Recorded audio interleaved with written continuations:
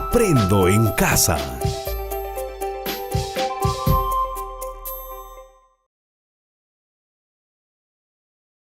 Bien, jóvenes, tengan todos ustedes muy buenos días. El día de hoy vamos a trabajar la ficha número 2, le dije, ¿no? De la correspondiente a la semana 5, ¿ya? ¿De qué trata la primera actividad de esta ficha? ¿Ya? Vamos a dar una pequeña lectura. El recorrido de una esfera. Manuel es un estudiante muy observador. Él ha realizado el experimento de dejar caer una esfera desde una determinada altura, lo que constituye un movimiento vertical de caída libre. ¿Ya? De eso vamos a hablar el día de hoy, de la caída libre. En este tipo de movimiento vertical, la velocidad inicial es cero. Acuérdate de ese dato, muy importante, ¿ya? Y conforme va transcurriendo el tiempo de la caída libre en segundos, la velocidad aumenta a razón de 9,8 metros por segundo. El cuerpo está afectado por la aceleración de la gravedad, que es 9,8 metros por segundo cuadrado, en el planeta Tierra. Con ayuda de un cronómetro para medir el tiempo en segundos y una wincha, cinta métrica para medir la altura en metros, Manuel mide la altura desde la cual deja caer la esfera. La altura está relacionada con el tiempo que le toma a la esfera llegar hasta el suelo, ¿no? Él hizo un experimento, ¿ya? A ver, yo acá no tengo una esfera a la mano, vamos a suponer que mi mouse es una esfera, ¿no? Entonces él dice que tenía su cronómetro y con una wincha primero midió desde dónde lo va a lanzar, ¿no? Por ejemplo, vamos a suponer que desde acá. Entonces él midió desde acá hasta el piso. ¿Qué distancia hay? ¿Listo? A eso nosotros le llamamos la altura, ¿ya?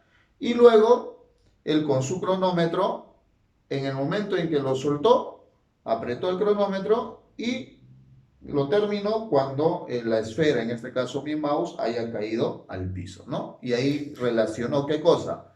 La altura con el tiempo que demora de caer desde aquí hasta el piso, ¿no? Ese es el experimento que hizo Manuel, ¿ya? Ahora, para el experimento de dejar caer libremente la esfera desde una determinada altura, Manuel halló los siguientes resultados. Mira lo que encontró Manuel, ¿no? Dice, en un tiempo de cero, obviamente no lo ha soltado todavía, ¿ya? Cuando pasó un segundo, ya esto bajó y ya no estaba a la altura normal, estaba a 5 metros, ¿listo? Pasó 2 segundos, 19,8 metros de altura. Pasó 3 segundos, 44 metros de altura. Eso es el experimento que hizo. A partir de ello, ¿cuál sería la expresión matemática, dice, que permite modelar la caída de la esfera? Ahí tenemos una primera pregunta, ¿da? Y la pregunta número 2 dice, representa la caída de la esfera con una gráfica en el plano cartesiano. Bien, a ver, para poder responder estas preguntas vamos a primero entenderlo, ¿no? Y para eso está la primera parte de la ficha que habla de comprendemos el problema. Y en la pregunta 1 dice, describe el movimiento vertical de caída libre mediante un dibujo. Ya, entonces, ¿qué cosa hemos hecho nosotros? Mira, presta atención aquí. Cuando uno habla de caída vertical, se supone que tú lo vas a lanzar desde una cierta altura, ¿no? Desde ahí, bueno, no lo vas a lanzar. Y ahí quiero hacerte una aclaración. Una cosa es que tú agarres y simplemente sueltes, ¿listo? Y otra cosa es que tú agarres el objeto y lo lances, ¿ya? Son dos cosas diferentes. ¿Dónde está la diferencia? Ahora lo vamos a ver. Cuando tú tienes el objeto y solamente lo sueltas, ¿listo? En este caso interviene, en primer lugar, una velocidad inicial, le llamamos, ¿ya? A esto se le llama velocidad inicial. Que en este caso, cuando tú dejas caer, cuando hablamos de caída libre, ¿listo? Esa velocidad inicial siempre va a ser igual a cero, ¿listo? Siempre, ¿ya? Ahora, si tú agarras el objeto y lo lanzas, ya no haces caer nada más suelta, sino lo lanzas, en ese caso también hay una velocidad inicial, pero ya no va a ser 0, va a ser una cantidad diferente de 0, 1, 2, 3, 4, quién sabe, ¿ya? Eso es cuando lanzas. Pero cuando solamente dejas caer, la velocidad inicial siempre va a ser 0, ¿ya? Ese es el primer elemento de la caída libre. ¿Listo? Ahora, otro elemento de la caída libre es, una vez que tú lo soltaste, llegó a este punto, pero para llegar a este punto ya no llegó a la misma velocidad con que tú lo soltaste, porque cada vez que va bajando, va aumentando su velocidad y cada vez más rápido va a caer al suelo. Entonces ahí hablamos de una velocidad final. ¿Listo? Velocidad final. Esa velocidad sí es la que nosotros no podemos determinar así rápidamente, porque va a depender de muchos aspectos, ¿no? Por ejemplo, una de las cosas de donde dependería la velocidad final es pues de qué altura lo estoy lanzando. Si yo lo lanzo desde más arriba, va a agarrar más aceleración, por lo tanto va a tener mayor velocidad final. Otro aspecto que influye en la velocidad final, cuánto pesa tu objeto, ¿no? Si pesa más, obviamente va a caer más rápido, ¿listo? Entonces, de esa manera, afecta a la velocidad final la altura y también afecta el peso del objeto, ¿no? Entonces, no lo podemos saber así a ciencia cierta, ¿ya? Otra de las cosas que también participan en la caída libre, ¿listo? Es de dónde a dónde voy a soltarlo, ¿no? Lo que nosotros conocemos, esto lo voy a hacer con otro color, empieza acá, termina acá. Y a eso nosotros le llamamos la altura, ¿listo? Comúnmente representada con una H, ¿listo? La altura se representa con una H, ¿ya? Entonces, de esa manera es otro elemento. Y hay un elemento más que participa dentro de la caída libre, ¿ya? Pero esto ya es una constante, es decir, ya no hay necesidad de calcularlo, porque es una cantidad que siempre va a ser esa, y eso porque estamos en el planeta Tierra, que es la aceleración de la gravedad. Si el movimiento fuera horizontal, hablamos de aceleración simplemente, ¿ya? Pero como el movimiento es vertical, esa aceleración se le llama gravedad, ¿no? ¿Por qué los objetos caen al suelo y no se van hacia arriba? Porque hay una gravedad, ¿no? Que jala el objeto hacia el centro de la Tierra. Esa gravedad es una cantidad ya conocida, 9,8 metros por segundo al cuadrado. Esta cantidad nunca varía, ¿ya? Siempre es la misma, ¿listo? Van a tener ahí cuidado. Entonces, estos son los elementos que intervienen en un movimiento de caída libre, ¿listo? Entonces, la primera pregunta decía: describe el movimiento vertical de caída libre mediante un dibujo. Ahí está, ¿no es cierto? Ese sería nuestro dibujito que describe lo que es la caída libre, ¿no? Tiene una velocidad inicial, una velocidad final, tiene una altura y la gravedad que siempre va a ser 9,8 metros por segundo cuadrado, ¿ya? Pregunta 2, dice: ¿qué datos se consideran en el experimento de Manuel? O sea, Manuel, ¿qué hizo para poder determinar? ¿Qué cosa midió Manuel? Entonces ahí tú te das cuenta, y en el problema decía que Manuel utilizó un cronómetro y una wincha. ¿Listo? Cronómetro y wincha. ¿El cronómetro para qué sirve? Para medir el tiempo. ¿Y la wincha para qué sirve? Para medir la distancia, en este caso la altura. Entonces, la pregunta decía: ¿qué datos se consideran en el experimento de Manuel? Dos cosas: el tiempo y la altura. ¿Listo? Esas dos se consideran, el tiempo y la altura. Bien, hasta ahí entonces tenemos la pregunta número 2.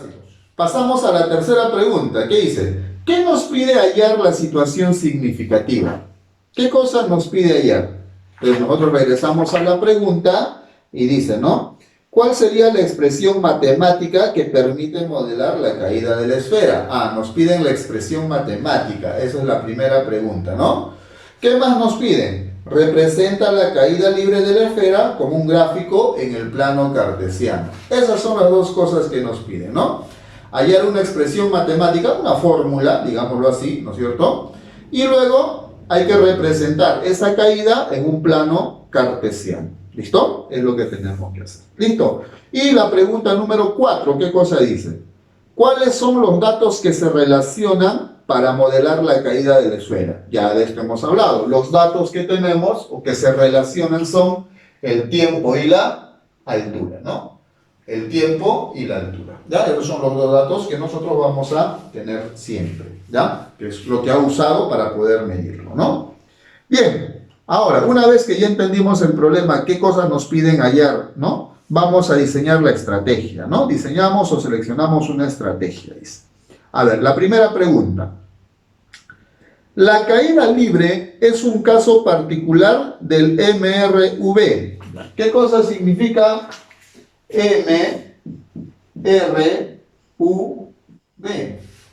Eso significa, ¿alguien lo puede decir? Movimiento rectilíneo uniforme vertical.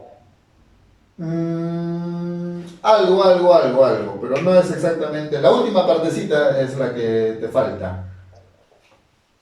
Es movimiento rectilíneo uniformemente variado. Ese es ¿cómo se llama?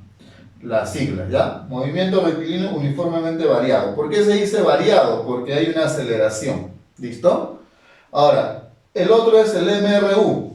Movimiento rectilíneo uniforme nada más, ¿no es cierto? Movimiento rectilíneo uniforme. ¿Listo? Entonces, en este caso te habla del MRV. Y es cuando el cuerpo se deja caer libremente a la superficie de la Tierra, con velocidad inicial cero, dice, ¿no? Lo que decíamos al inicio, ¿ya? Entonces, ¿qué estrategia se puede aplicar para encontrar la función que modele el recorrido de la esfera, dice? O sea, ¿qué estrategia podemos usar nosotros para encontrar esa función que modele esa caída, ¿no? Entonces, ahí te dan alternativas. La primera, ¿qué dice? Utiliza el ensayo-error. El ensayo-error es lo que comúnmente nosotros le llamamos el tanteo, ¿no? Probar. Pero acá, ¿dónde vas a probar si no hay algo establecido? Entonces, esa no es. Empiezas por el final, dice. Para empezar por el final, yo tendría que conocer cuál es el final. Y acabamos de decir que la velocidad final nosotros no la conocemos. ¿Listo? Usar una fórmula. Esa creo que es la alternativa más correcta. Existen ya fórmulas que relacionan el movimiento vertical. ¿Listo? La última dice resolver un problema más simple. Pero para eso tendrías que hacer otro experimento, ¿no es cierto? Y eso no significa que ese experimento sea igual al que tú estás haciendo ahora, ¿ya? Porque afectan diferentes cosas. Entonces, lo correcto sería usar una fórmula, ¿ya? Esa es la respuesta a la pregunta número 1. 2. ¿Qué tipo de gráfico emplearías para representar la caída de la esfera? El gráfico que nosotros vamos a usar sería el diagrama cartesiano, o también conocido como plano cartesiano, ¿ya? Es el que vamos a usar nosotros. Diagrama de Venn. ¿Qué cosa es el diagrama de Venn? Eso de ahí, ¿recuerdas cuando hacías conjuntos, no? Tus conjuntitos, ¿no es cierto? Ese es un diagrama de Venn, ¿ya? Diagrama de árbol. El diagrama de árbol se usa generalmente en estadística, en las probabilidades. No sé si te acuerdas, ¿no? O sea, cara, sello. Y esto se dividía en cara, sello. Este también en cara, sello. Y este se volvía a dividir, ¿no? Y así. Ese es el diagrama del árbol. ¿Ya? A eso se le llama diagrama del árbol. ¿Qué más dice? A ver un ratito. Ya está. Diagrama cartesiano es obviamente el que nosotros vamos a usar, ¿ya? Diagrama lineal, no porque el diagrama lineal simplemente es una línea, ¿no? Así nada más, ¿listo? O de repente así, ¿no? Pero que no nos va a ayudar para nada, ¿ya? Bien, entonces de esta manera ya hemos resuelto la estrategia que vamos a usar, ¿no es cierto? Vamos a usar una fórmula y lo vamos a representar en el plano cartesiano. ¿Listo? Eso sería lo correcto. ¿Qué más dice? Ejecutamos la estrategia. ¿Cuál de las siguientes fórmulas del MRV, caída libre, te permitirá modelar la caída de la esfera? Justifica tu respuesta tomando en cuenta que h es la altura desde la cual cae, t es el tiempo hasta llegar al suelo, v sub 0 es la velocidad inicial y v sub f es la velocidad final, ¿no? Y g es la aceleración de la gravedad. A ti te dan tres fórmulas, mira. La primera fórmula que te dan dice que la velocidad final es igual a la velocidad inicial más la altura por el tiempo. La segunda dice, la altura es igual a la velocidad inicial por el tiempo más la gravedad por el tiempo al cuadrado sobre 2. Y la tercera te dice que la velocidad final al cuadrado es igual a la velocidad inicial al cuadrado más 2 veces la altura por la gravedad. ¿Cuál de las tres fórmulas es la más adecuada para poder trabajar este problema? Entonces, habíamos dicho al inicio de que en un movimiento de caída libre participan 4 elementos. ¿Quiénes son esos 4 elementos? La velocidad inicial, la altura, la velocidad final y la gravedad. Entonces, cuando yo quiera escoger dentro de las fórmulas que la matemática ya te da, esto ya está estudiado, ¿listo? Yo quiero saber cuál de todas ellas tengo que utilizar. Entonces yo me tengo que preguntar qué cosa interviene en el problema. Y en el problema intervienen 4 cosas: velocidad inicial, altura, velocidad final y la gravedad. Entonces yo miro en la primera. En la primera están las 4. Tengo la velocidad inicial, la velocidad final. Perdón, acá está bien, ¿no? La altura, acá falta el tiempo inclusive, el tiempo también te lo dan, pero acá ¿qué está faltando? En esta fórmula, ¿qué cosa está faltando? Está faltando la gravedad. Por lo tanto, esta fórmula automáticamente no es la que me va a servir, ¿ya? Porque tiene que estar la gravedad, ¿ya? Ahora, en la segunda, ¿la altura tengo? Sí. La velocidad inicial, ahí está. El tiempo, también lo tengo. La gravedad, ahí está. ¿Listo? Podría ser esta, ¿no? Podría ser esta de acá. Y en la última, claro, porque esto yo no lo conozco y acá no necesito en la fórmula, ¿no? En esta de acá, velocidad final, no la conozco, entonces no voy a poder usar esta. ¿Listo? Además acá le falta el tiempo, que es un dato que sí tenemos. ¿Ya? Entonces, de esa manera tú vas a tener que escoger la fórmula adecuada, ¿no? Aquella en donde tú puedas reemplazar los datos que tienes y encontrar el otro valor, ¿no? En este caso, la altura la tienes, la velocidad inicial la tienes, el tiempo lo tienes, la gravedad también la tienes, ¿no? Entonces lo vas a poder reemplazar, ¿ya? En cambio acá y acá habla de velocidad final, y la velocidad final tú no la conoces, entonces no tendrías qué cosa reemplazar acá, ¿ya? Entonces, de esa manera entonces sabemos que la fórmula que nosotros vamos a usar es esta de acá, ¿ya? La altura es igual a la velocidad inicial por el tiempo más la gravedad por el tiempo al cuadrado dividido entre 2. ¿Ya? Esa es la fórmula. Bien, resuelta la pregunta número 1. Vamos ahora con la pregunta número 2. ¿Qué dice? Si hallas algunos valores con la fórmula de caída libre, los resultados obtenidos serán los mismos que Manuel presentó en la tabla. Argumenta tu respuesta, dice. A ver, ¿qué vamos a hacer? Vamos a borrarlo, vamos a escribirlo por acá arribita mejor. Acá lo vamos a escribir. La altura es igual a la velocidad inicial por el tiempo más la gravedad por el tiempo al cuadrado dividido entre 2. ¿Ya? Ahí está. Entonces, ¿qué voy a hacer yo? Dice que si nosotros en esta fórmula vamos reemplazando los datos, ¿saldrá esta respuesta? La altura es la pregunta. O sea, si yo en el tiempo coloco 0, la altura me saldrá 0. Si yo en el tiempo coloco 1, la altura me dará 5. Entonces, ¿cómo tú vas a demostrar que esta es la fórmula adecuada? Justamente reemplazando esos valores. Por ejemplo, ¿no? Mira, yo digo, ¿qué pasa si el tiempo vale 0? Entonces yo digo, la altura es igual, acá, ¿ya? La altura es igual a la velocidad inicial. ¿Pero cuánto vale la velocidad inicial? 0. Entonces sería 0. Por el tiempo. ¿Qué tiempo estamos tomando nosotros primero? Este de acá, 0. Más la gravedad. ¿Cuánto vale la gravedad? La gravedad vale 9,8. Por el tiempo, otra vuelta. ¿Y el tiempo cuánto es? 0 al cuadrado sobre 2. Y te das cuenta tú que todo esto, 0 por cualquier número es 0 más 0, te da simplemente 0. Entonces mira, Cuando el tiempo vale 0, o sea, en t hemos colocado 0, el resultado de todo, ¿cuánto salió? 0 también. ¿Ya? Pero no basta con eso. Ahora hagamos el segundo, mira. ¿Qué pasaría ahora si es que el tiempo vale 1? Entonces tú acá tendrías velocidad inicial, 0. Por el tiempo, ahora el tiempo ya no es 0, ¿vale? 1. Más 9,8 multiplicado por el tiempo, otra vuelta. Y el tiempo vale 1, sería 1 al cuadrado dividido entre 2. ¿Esto cuánto te va a salir? 0 por 1 es 0. 1 al cuadrado es 1. 1 por 9,8, 9,8. Y 9,8 dividido entre 2 sería 4,9. Ahora te lo procesó, pero sale 5. Pero ya es un aproximado, pues, ¿no? Es un aproximado. Esto aproximadamente ya es el 5 que tú ves acá. ¿No es cierto? De igual manera, si tú reemplazas el número 2 en el tiempo, el resultado te va a salir cercano a 19,8. Recuerda que él hizo el experimento así midiendo, ¿no? Siempre va a haber una pequeña variación, un pequeño error.